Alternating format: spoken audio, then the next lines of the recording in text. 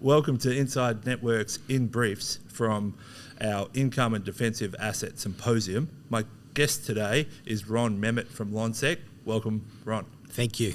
Can you explain Lonsec's basic approach to fixed income portfolio construction? Yes, sure. What we try to do is provide a portfolio over a 10-year or an economic cycle for our advisors and our clients. And we do that because we're trying to look at from a point of view of providing income and also providing diversification from equities.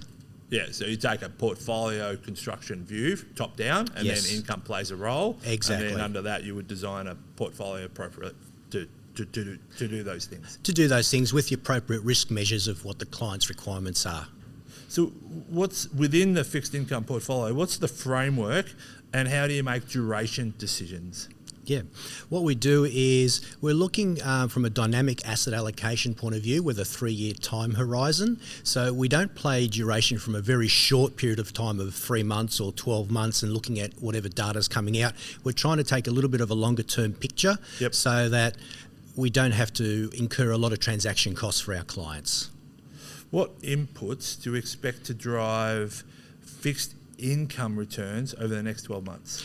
Well, that's an interesting question because we're seeing what the central banks are doing at the moment with hiking rates. That's going to have an impact because of what's going on with inflation spiking up to 41-year highs, that we're going to see more action from those guys. That's going to have an impact and slow down the economy on the demand side, and that will then impact on credit as one of the strategies as well as the economy starts to slow.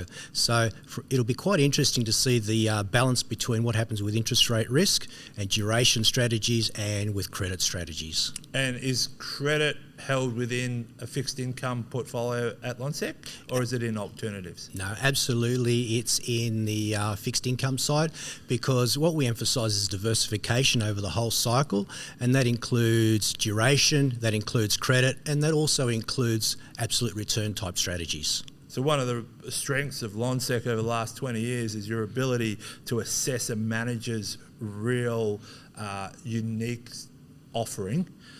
This market must be a really good market to see who's really skilled and who's not.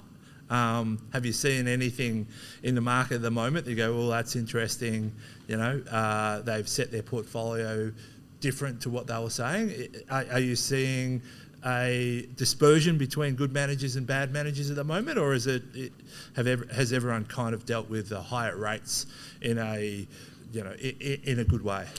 Well, you have that old saying of when the tide's up and all the boats are out there, everyone's doing really, really well. And we saw that for the last few years with great returns of between 5 and 6 and 7 and 8% per annum coming out. Now that we're seeing the rate hikes and we've seen the tide go out, we are seeing a greater dispersion between the different fund managers. And it's really good because we're seeing the reaction and who was prepared for what was happening and who reacted more quickly to what they're doing, interest rate strategies and duration and the hikes and the interest from the central bank. So it's been a very interesting time, and it really has sorted out some of the fund managers. Yeah, it's interesting. There's a lot more damage out there, but it's more interesting, being a portfolio manager or looking after portfolios because the dispersion is so much greater. Absolutely, and the attribution is showing it the good, the bad, and the ugly. So tell me about if I'm going to change this question a little bit, but if your mother, if she's still alive, said, hey, I've got $200,000 and I need one fund, what's the strongest conviction you have within not the full portfolio, but one investment? What would you put that money in? At this stage, I'd go for absolute return because the emphasis there is on positive returns, and we've had so far this year quite a lot of negative returns because there's too many fund managers that are straitjacketed against benchmarks. Yes. And if you leave the benchmarks to one side and you focus on strategy that will give you positive returns like floating rate, that's going to help mum and dad and grandma and grandpa as well, because in the recent past the returns for floating rate have been virtually zero because rates were at historic lows. Now that we're having rates going higher and higher, they're actually going to get 2, 3, 4% returns in the coming years. So the distributions are going to be there in floating rate strategies which weren't there before. Ron, I have a question. I recently looked on Macquarie's website, and they were offering a term deposit for 2 years at nearly 3.5%.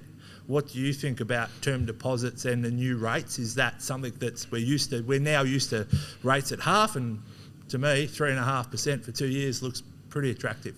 What are your views on that? Well, actually, Bank of Queensland 2 days ago was offering 4% for 1 year. Wow. So they're going Are you slowly up and up. a buyer of term deposits like that, or? Well, we emphasise, particularly for retirees over the longer term, a 4% return after fees. But if you can get 4% in a term deposit for at least a year, it's a pretty good deal at this stage when you consider that this time last year you're getting 0.35 for 1 year on a term deposit.